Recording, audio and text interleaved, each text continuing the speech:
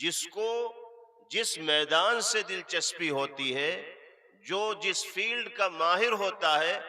وہ اسی میدان میں آگے سے آگے بڑھنے کی فکر و کوشش کر احترام کے یہی جذبات کار فرما رہیں گے، زندہ رہیں گے،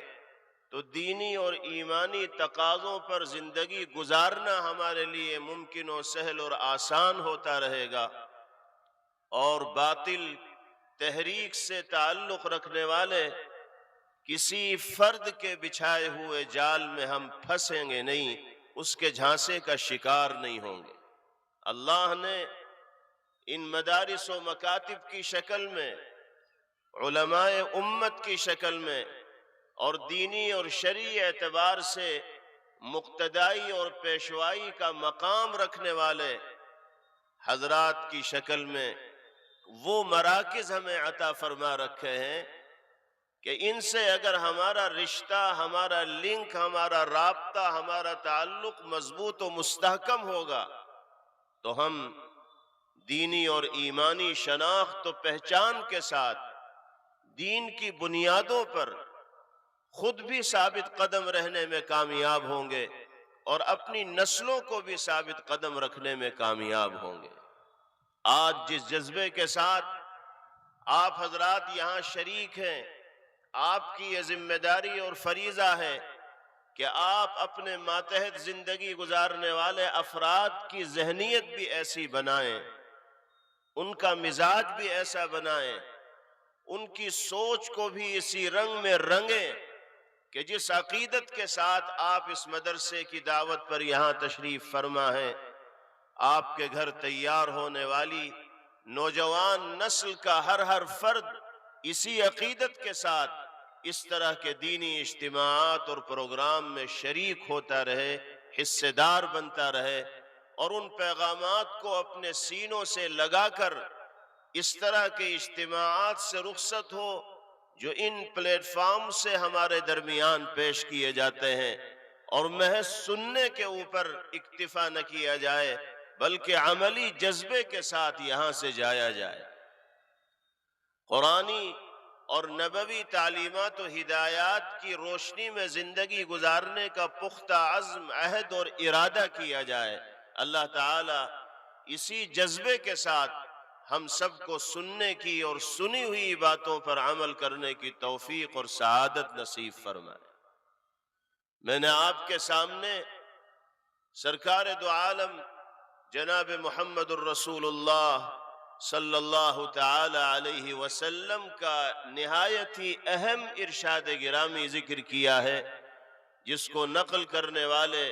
صحابی رسول سیدنا حضرت ابو ذر غفاری رضی اللہ تعالی عنہ۔ حضرت ابو ذر غفاری رضی اللہ تعالی عنہ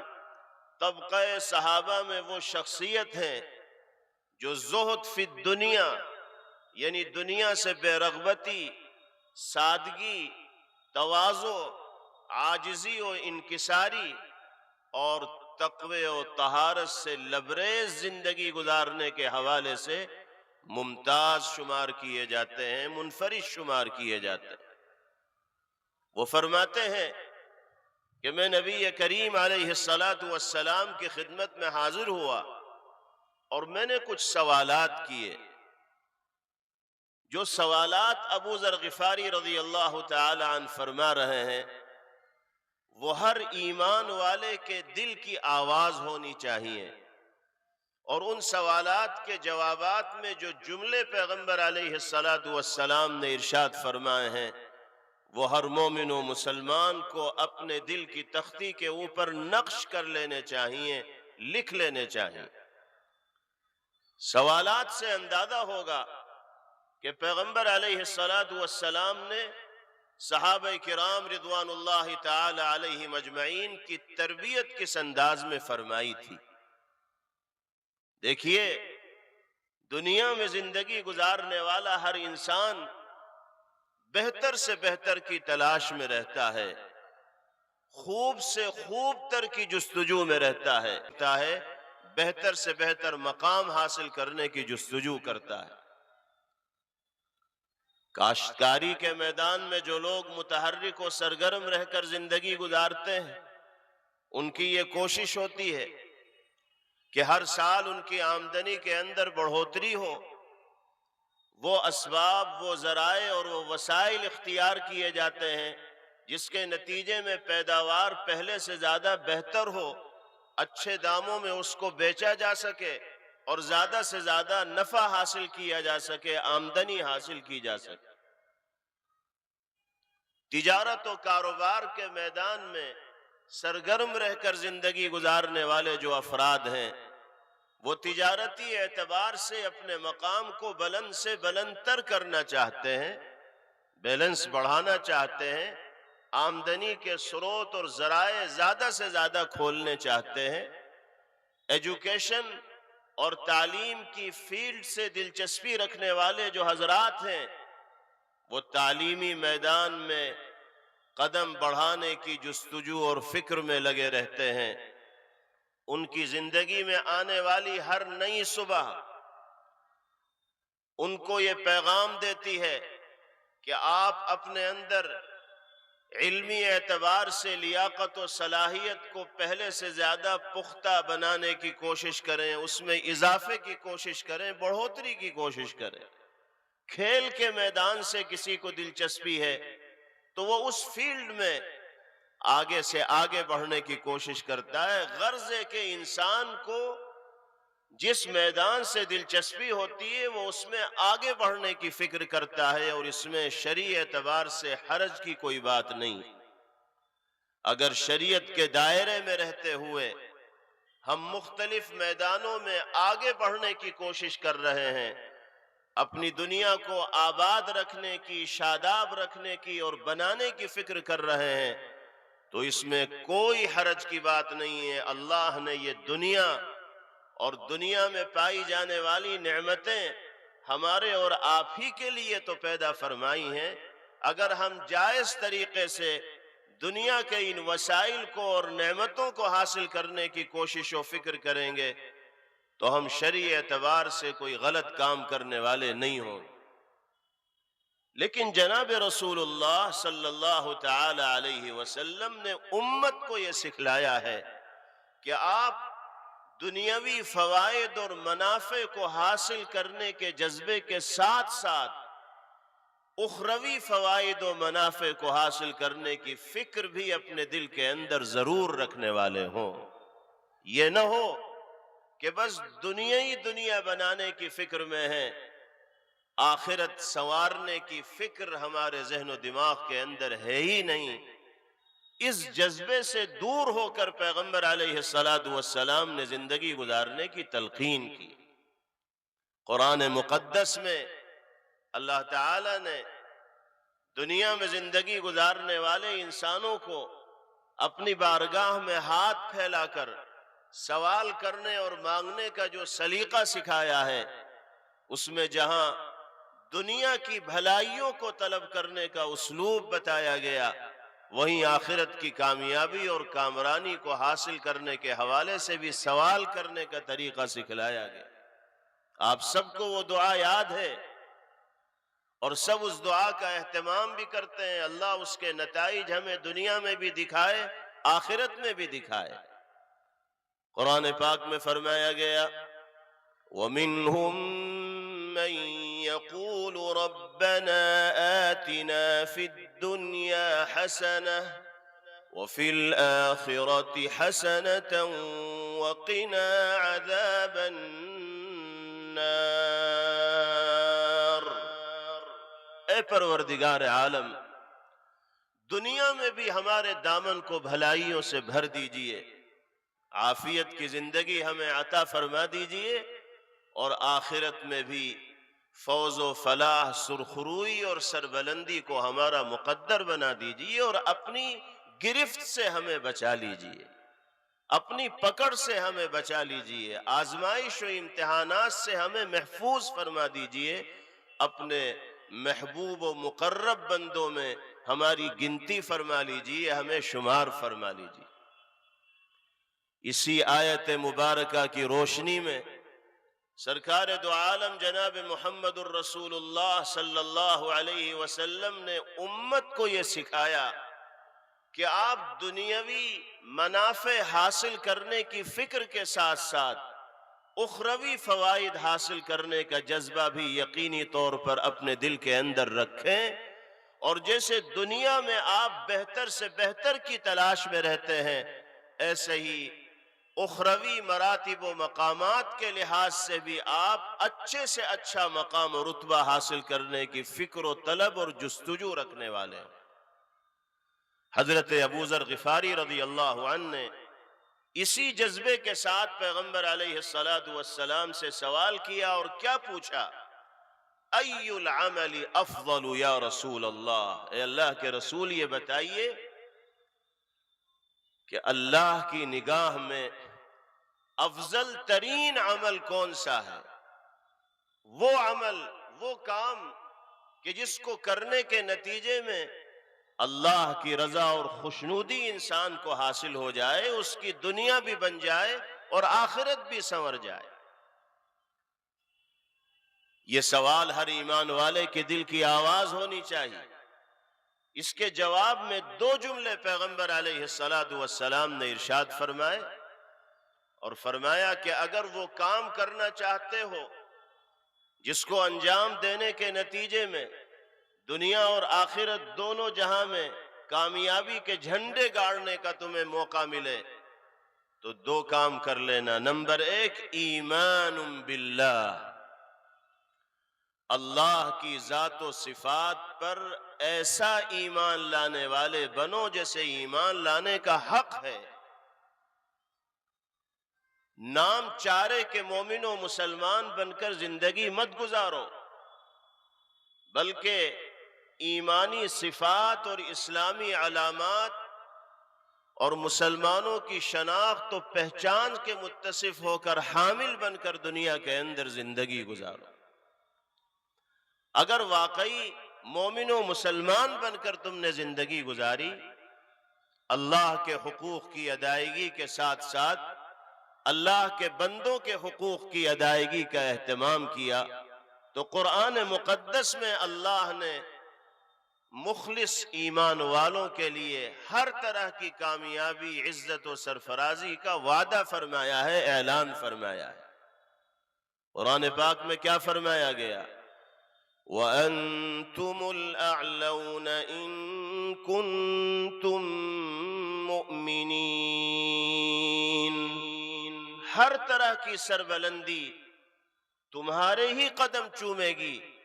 اگر تم واقعی ایمان والے بن کر، سچے مومن و مسلمان بن کر دنیا کے اندر زندگی گزارو گے۔ فرائض و واجبات کی ادائیگی کے اہتمام کے ساتھ ساتھ سنن و مستحبات پر عمل کرنے کی فکر و کوشش کرنے والے ہوگے، اور اپنی ذات کو ایسا بناؤ گے کہ کسی کو تم سے کسی طرح کی کوئی تکلیف نہ پہنچے۔ یہ مومن کی پہچان ہے، شناخت ہے، علامت ہے، نشانی ہے، جو جناب رسول اللہ صلی اللہ علیہ وسلم نے بیان فرمائی۔ آپ نے ارشاد فرمایا، المؤمن من امنہ الناس علی دمائہم و اموالہم، مومن اس کو کہا جائے گا، مسلمان اس کو کہا جائے گا کہ جس کی ذات سے نہ کسی کو جانی نقصان پہنچنے کا اندیشہ ہو، نہ کسی کو مالی نقصان پہنچنے کا اندیشہ ہو۔ ہمارے سچے مومن و مسلمان ہونے کی علامت و نشانی یہ ہے کہ ہم دوسروں کی جان کے محافظ بن کر زندگی گزارنے والے ہوں، اور دوسروں کے مال کے محافظ بن کر زندگی گزارنے والے ہوں۔ جیسے ہم اپنے جان و مال کی حفاظت کا جذبہ اپنے دل کے اندر موجود پاتے ہیں، ایک سچے مسلمان کو اپنے بھائیوں کی جان و مال کی حفاظت کا جذبہ بھی اپنے دل کے اندر رکھنا ہوگا۔ اس شان کے ساتھ زندگی گزارنی ہوگی۔ اگر ہم نے اور آپ نے ایسی پاکیزہ زندگی گزاری تو ہمارا وجود سماج کی صورتحال کو تبدیل کرنے میں کلیدی، مؤثر اور نمایاں کردار ادا کرے گا، رول پلے کرے گا۔ ہم اپنے وجود کی مہک سے اپنے آس پاس رہنے والے لوگوں کو ان تعلیمات پر عمل کرنے کی دعوت دیں گے جو قرآن و سنت میں اللہ اور اس کے رسول صلی اللہ تعالی علیہ وسلم نے دنیا انسانیت کے سامنے پیش فرمائی۔ تو بہترین عمل ایمان والی صفات کے ساتھ، اسلامی شناخت و پہچان کے ساتھ زندگی گزارنا ہے۔ اور دوسری چیز جناب رسول اللہ صلی اللہ علیہ وسلم نے ارشاد فرمائی، جہاد فی سبیلہ۔ اگر اس عمل کو انجام دینا چاہتے ہو جو اللہ کی نگاہ میں افضل ترین قرار دیا گیا، تو جانتے ہو وہ عمل کیا ہے؟ راہ خدا میں جان نچھاور کرنے کا جذبہ اپنے دل کے اندر رکھنا، میدان کارزار میں متحرک و سرگرم رہنا، اسلام دشمن طاقتوں کے مقابلے میں سیسا پلائی ہوئی دیوار کی طرح مضبوطی کے ساتھ گامزن رہنا، یہ جہاد کا ایک مفہوم ہے۔ اور حقیقی مفہوم جناب محمد الرسول اللہ صلی اللہ تعالی علیہ وسلم نے اس جملے کے حوالے سے دنیا انسانیت کے سامنے پیش فرمایا۔ یہ جذبہ ہر ایمان والے کو اپنے دل کے اندر رکھنا ہے۔ پیغمبر علیہ السلام نے فرمایا، المجاہد من جاہد نفسہ، حقیقی مجاہد وہ ہے جو اپنے آپ سے لڑنے والا ہے، اپنے نفس کے ساتھ مقابلہ کرنے والا ہے، جی چاہ رہا ہے بدعملی کے اندر مبتلا ہونے کا، طبیعت چاہ رہی ہے مسجد سے دور رہنے کی، جی چاہ رہا ہے شراب اور نشے کو استعمال کرنے کا، لیکن انسان اپنی اس نفسانی خواہش کو پس پش ڈالتا ہے اور اللہ کی رضا حاصل کرنے کے لیے اللہ کے در پہ حاضری دیتا ہے، اس کی بارگاہ میں سجدریز ہوتا ہے، نشے سے دور ہو کر زندگی گزارتا ہے، گناہوں سے دور ہو کر زندگی گزارتا ہے۔ پیغمبر علیہ السلام فرما رہے ہیں، یہ وہ شخص ہے جس نے اپنے نفس کے ساتھ مقابلے میں کامیابی حاصل کی ہے۔ صرف میدان عمل میں اسلام دشمن طاقتوں کے مد مقابل آنے کا نام ہی جہاد نہیں، بلکہ حقیقی جہاد اپنے نفس کو راہ راست پر گامزن رکھنے کے لیے تیار رکھنا ہے، برائیوں سے اپنے آپ کو بچانا ہے، سچائی کا،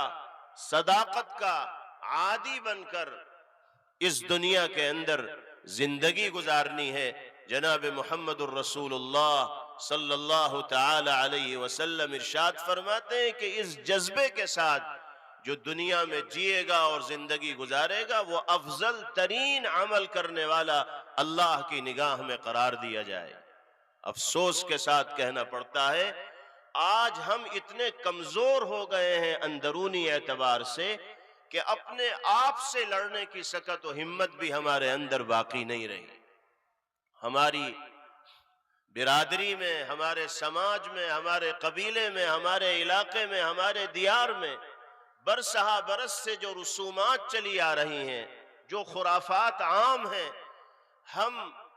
اپنے علاقے میں، اپنی برادریوں میں، اپنے سماج میں رائج ان رسومات و خرافات کو ختم کرنے کی بھی سکت و صلاحیت اپنے اندر نہیں رکھتے۔ یہ اندرونی اعتبار سے کمزور ہونے کی علامت و نشانی ہے۔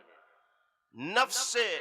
مقابلے کا تقاضا یہ ہے کہ اللہ اور اس کے رسول صلی اللہ علیہ وسلم کی مرضی کے خلاف جو اعمال ہمارے سماج و معاشرے میں پائے جاتے ہیں، ان کا خاتمہ کرنے کے لیے ہم سماج میں متحرک ہوں اور ایسی تمام برائیوں سے اپنے معاشرے کو پاک کرنے کی کوشش کریں۔ شادی بیاہ، تقریبات اور خوشی کے موقع پر بہت سی ایسی رسمیں ہمارے علاقوں کے اندر ہوتی ہیں جن کو انجام دینا شرعی اعتبار سے بالکل جائز نہیں۔ ایسے ہی غمی کے موقع پر بہت سے ایسے اعمال ہمارے سماج و معاشرے میں انجام دیے جاتے ہیں جن کو انجام دینا ایک مسلمان کے لیے جائز نہیں۔ اس کے باوجود بھی بڑی تعداد میں ایسے لوگ ہیں جو خوشی اور غمی کے مواقع پر خلاف شرع اعمال کو انجام دیتے ہیں۔ شادی بیاہ اور تقریبات کے موقع پر جب تک سارے رسومات انجام نہیں دے لیے جاتے اس وقت تک مزہ ہی نہیں آتا، رنگ ہی نہیں آتا، پھیکا پھیکا محسوس ہوتا ہے۔ یہی وجہ ہے کہ شادی جس کو شرعی اعتبار سے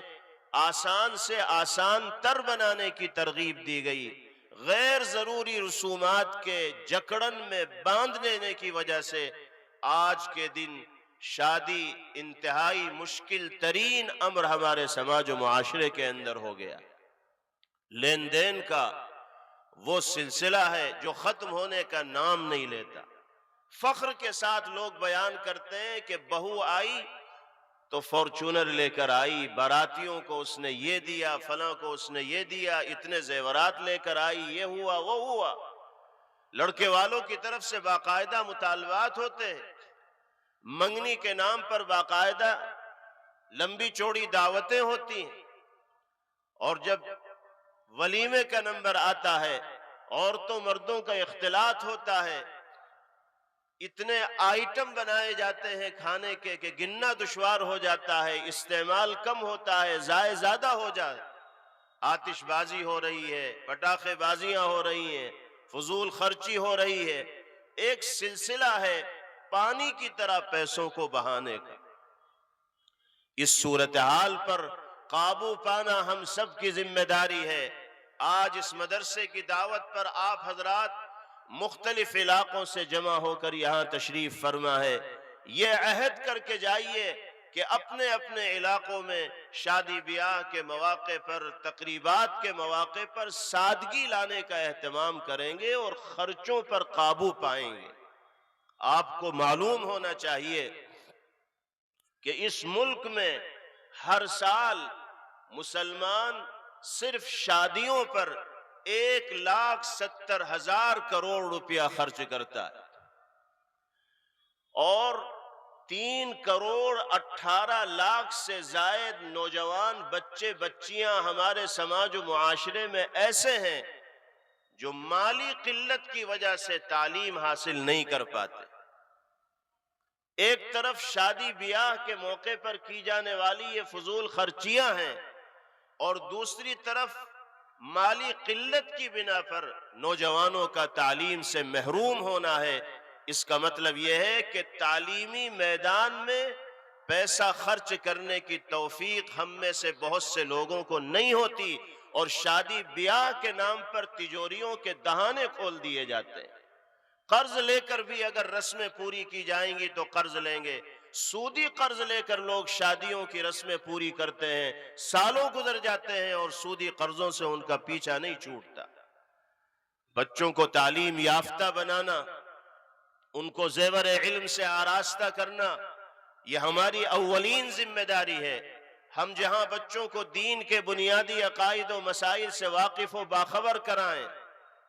ان کو اسلامی شناخت و پہچان کے ساتھ زندگی گزارنے کا عادی بنائیں، وہی نوجوانوں کو عصری تعلیم کے زیور سے بھی آراستہ کریں تاکہ وہ مہذب سماج کا ایک باعزت فرد بن کر دنیا کے اندر زندگی گزار سکیں۔ میرے بھائیوں، اجتماعی طور پر ہمیں اپنی سوچ کو بدلنے کی ضرورت ہے۔ شادی بیاہ کے مواقع پر خرچوں کا جو مزاج بنا ہوا ہے، اس میں کٹوتی کر کے تعلیمی میدان میں خرچ کرنے کا مزاج بنانا ہوگا اگر کامیابی چاہیے۔ 1,70,000 کروڑ روپیہ مسلمان صرف شادیوں پہ خرچ کر رہا ہے، اور 3,18,00,000 سے زائد نوجوان بچے بچیاں تعلیم سے محروم ہیں۔ ریسرچ کرنے والے کہتے ہیں کہ اگر شادی بیاہ پر کیے جانے والے خرچے پر صرف 25% قابو پا لیا گیا تو 42,000 کروڑ روپے کی سالانہ بچت ہوگی، اور ان 42,000 کروڑ روپے کے ذریعے 4 کروڑ سے زائد نوجوانوں کو تعلیم کے زیور سے آراستہ کیا جا سکتا ہے۔ اب فیصلہ ہمارے اور آپ کے ہاتھ میں ہے۔ ہم دلچسپی کا مظاہرہ کریں گے تو نسلوں کو تعلیم یافتہ بنانے میں کامیاب ہوں گے، اور اگر تعلیم کے حوالے سے غفلت و سرد مہری کا یہی سلسلہ جاری رہا جو آج کے دور میں دکھائی دے رہا ہے، تو آنے والے حالات میں کس طرح کی صورتحال کو ہمیں اور آپ کو فیس کرنا پڑے گا کچھ نہیں کہا جا سکتا۔ بہرحال حضرت ابو ذر غفاری رضی اللہ تعالی عنہ کے سوال کے جواب میں نبی کریم علیہ السلام نے فرمایا کہ افضل ترین عمل ایمانی صفات کے ساتھ زندگی گزارنا اور اللہ کی راہ میں ہر طرح کی قربانی پیش کرنے کا جذبہ اپنے دل کے اندر رکھنا ہے۔ اللہ ہم سب کو اس جذبے سے سرشار فرمائے۔ اس کے بعد حضرت ابو ذر رضی اللہ عنہ نے دوسرا سوال کیا کہ یا رسول اللہ ای الرقاب افضل، اے اللہ کے رسول یہ بتائیے کہ کس غلام کو آزاد کرنا زیادہ فضیلت رکھنے والا عمل ہے؟ حضور پاک علیہ السلام نے فرمایا کہ وہ غلام جو مالک کی نگاہ میں سب سے زیادہ محبوب و پسندیدہ ہو اور قیمت کے اعتبار سے سب سے زیادہ مہنگا ہو، ایسے غلام کو اللہ کی راہ میں خرچ کرنا یہ سب سے زیادہ فضیلت رکھنے والا عمل ہے۔ اس جواب سے پیغمبر علیہ السلام نے امت کو یہ سبق دیا کہ اللہ کی رضا حاصل کرنے کے لیے ہر طرح کی قربانی پیش کرنے کا جذبہ ایک مومن کو رکھنا چاہیے۔ جان کی ضرورت پڑے تو جان کی بازی لگا دی جائے، مال کی ضرورت پڑے تو مال کو اللہ کی رضا کے لیے قربان کر دیا جائے۔ ماشاءاللہ آپ حضرات بھاری تعداد میں اس مدرسے کا اور دیگر مدرسوں کا تعاون فرماتے ہیں، یہ وہ قابل قدر جذبہ ہے جو اللہ کی جانب سے انعام کے طور پر آپ کو میسر ہوا ہے۔ اللہ اس جذبے کی لاج رکھنے کی اور اس کو مزید بڑھانے کی توفیق عطا فرمائے۔ پھر تیسرا سوال حضرت ابو ذر رضی اللہ عنہ نے کیا کہ یا رسول اللہ، اگر راہ خدا میں مال صدقہ کرنے کی میرے پاس صلاحیت نہ ہو، میرے پاس سرمایہ ہی نہ ہو، غلام ہی نہ ہو، مال ہی نہ ہو کہ میں راہ خدا میں خرچ کروں، تو پھر مجھے افضل عمل کا ثواب کیسے ملے گا؟ نبی کریم علیہ السلام نے فرمایا تعین ضائعا او تصنع لاخرق، فرمایا کہ اگر تم مال خرچ نہیں کر سکتے، غلام آزاد نہیں کر سکتے، تو کسی ضرورت مند کی مدد کر دو، کسی اپاہج، لاغر اور کمزور انسان کا کام بنانے والے بن جاؤ، اللہ رب العزت والجلال بہترین عمل کا اجر و ثواب تمہیں عطا فرمائیں۔ اس جملے کے ذریعے پیغمبر علیہ السلام نے بتایا کہ ایک ایمان والے کو صرف اپنی زندگی کے لیے دنیا میں نہ جینا چاہیے، بلکہ اپنے بھائیوں کی زندگی میں بھی خوشی اور مسرت کے چراغ جلانے کی فکر و کوشش کرنی چاہیے۔ ہم سب کو اپنے دل کے اندر یہ جذبہ رکھنا چاہیے کہ جہاں موقع ملے گا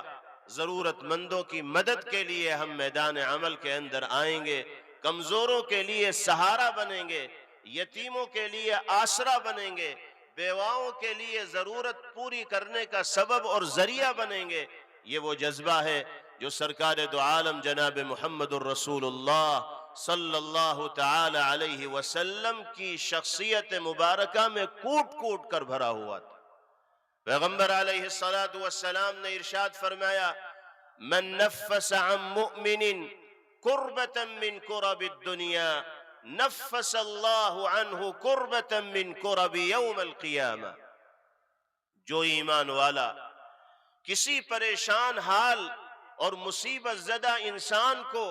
پریشانی اور مصیبت سے باہر نکالنے کی فکر و کوشش کرے گا، اللہ قیامت کے دن کی مصیبت سے اس کو نجات عطا فرمائیں۔ حضور پاک علیہ السلام نے اپنے جواب کے ذریعے یہی سبق سکھایا کہ تمہارے لیے بہترین عمل یہ ہے کہ تم کسی تنگ دست، ضرورت مند، فقیر و محتاج کے معاون اور مددگار بن جاؤ اور کسی اپاہج، لاغر و کمزور کا کام بنانے والے بن جاؤ، اللہ بہترین عمل کرنے والا تمہیں قرار دیں گے۔ حضرت ابو ذر رضی اللہ عنہ نے آخری سوال کیا ان ضعفت عن ذلك یا رسول اللہ، اے اللہ کے رسول اگر میں کسی کی مدد کرنے کی صلاحیت بھی نہ رکھوں، میرے اندر یہ طاقت نہیں ہے کہ میں کسی کمزور کا سہارا بن سکوں، کسی اپاہج کے کام آ سکوں، تو پھر مجھے افضل عمل کا ثواب کیسے ملے گا؟ جواب سنیے پیغمبر علیہ الصلوۃ والسلام کا۔ ارشاد فرمایا دع الشر فإنها صدقة تصدق بها على نفسك۔ اے ابو ذر، اپنے آپ کو ایسا بنا لو کہ کسی کو نہ تمہاری زبان سے تکلیف پہنچے، نہ تمہارے ہاتھ سے تکلیف پہنچے، نہ تمہارے پیر سے تکلیف پہنچے، نہ تمہارے اعضاء و جوارح سے تکلیف پہنچے، تم بہترین صدقہ کرنے والے اللہ کی نگاہ میں قرار دیے جاؤ۔ صدقہ صرف مال کے ذریعے کسی کی مدد کرنے کا نام نہیں ہے، بلکہ کسی ضرورت مند کی زندگی میں خوشی اور مسرت کے چراغ جلا دینے کا نام بھی صدقہ ہے۔ کسی سے مسکرا کر بات چیت کرنے کا نام بھی صدقہ ہے۔ حضور پاک علیہ الصلوۃ والسلام نے فرمایا تبسمک فی وجہ اخیک صدقہ، اپنے بھائی سے مسکراتے چہرے کے ساتھ ملنا یہ بھی صدقہ ہے۔ بیوی کے حقوق کو محبت کے ساتھ ادا کرنا یہ بھی اللہ اور اس کے رسول صلی اللہ علیہ وسلم کی نگاہ میں صدقہ ہے۔ یہاں تک ارشاد فرمایا پیغمبر علیہ الصلوۃ والسلام نے کہ اگر تم محبت کے ساتھ اپنی بیوی کے منہ میں کوئی لقمہ ڈال رہے ہو تو وہ بھی اللہ کی نگاہ میں صدقہ ہے۔ اس لیے کہ شوہر و بیوی کے درمیان جب محبتوں کا ماحول عام ہوگا تو گھر کا ماحول اچھا بنے گا، اور محبت کے اس ماحول کے نتیجے میں جو نسل تیار ہوگی اس کے دل کے اندر بھی خیر و فلاح کے جذبات ہوں گے، اور وہ ماں باپ کی مطیع و فرمانبردار بن کر زندگی گزارے گی۔ آخری جملے کے ذریعے پیغمبر علیہ الصلوۃ والسلام نے افضل عمل تک پہنچنے کا وہ راستہ بتا دیا ہے جس راستے پر چلنا ہر انسان کے لیے ممکن ہے، طاقتور ہو یا کمزور ہو۔ ہر شخص اپنے آپ کو ایسا بنا سکتا ہے کہ کسی کو اس سے تکلیف نہ پہنچے، اور جس نے اپنے آپ کو ایسا بنا لیا، نبی پاک علیہ الصلوۃ والسلام کے ارشاد گرامی کے مطابق وہ بہترین عمل کرنے والا